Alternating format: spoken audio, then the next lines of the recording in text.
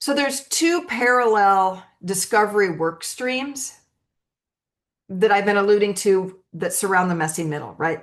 And allows us to bring the components, the borders of the messy middle closer together by getting them what they need. The frontline qualitative discovery and leadership qualitative discovery. And those are Gemba walks and structured interviews.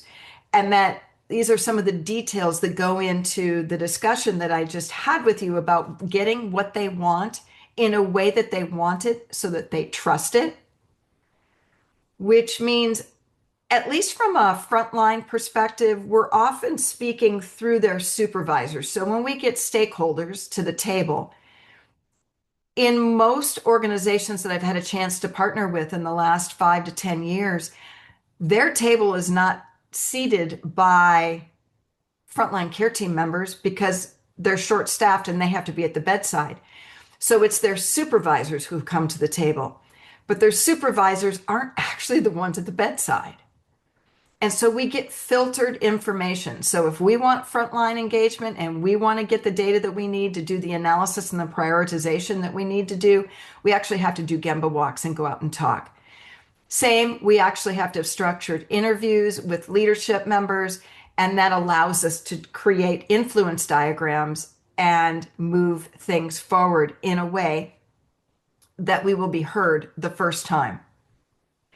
Now, I'm not going to go into this Gemba walk in detail. Most of you have done this before, but you do need to have a very few set of standard processes that you follow when you do this.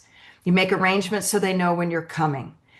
Prepare questions in advance. Observe. Don't offer fixes for anything. Just watch and ask questions. Be curious. Document what you're seeing in real time and then do a debrief afterwards.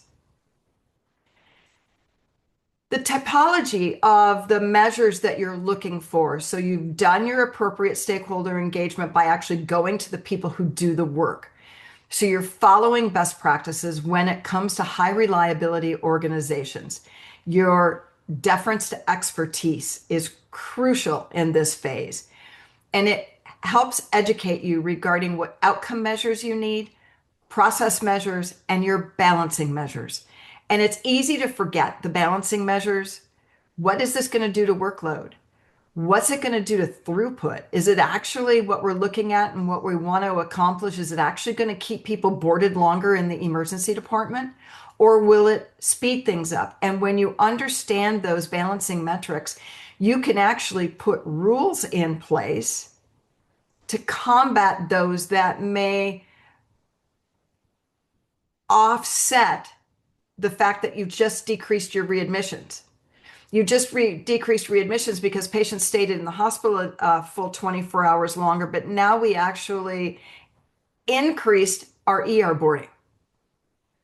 Now, that's above my pay grade to determine which one of those wins and whether or not we keep going with our project. What are we going to actually do? And that's where having those metrics, are the balancing metrics, along with your outcome and process measures, allows your leadership to make really well qualified decisions early before too much damage is done one way or the other by us charging forward without really strong input.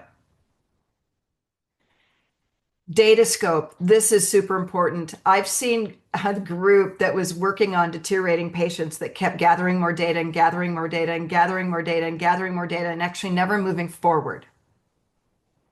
Now, it turns out that their personality as a group on the disc was almost all S, which absolutely loves data and hates change. So they were going to have to do one of two things. They were either going to have to keep the scope of the project and limit the amount of data they were working on, or they were going to have to narrow the scope of their project and keep their data standard. They couldn't do both. One was going to have to trade off with the other.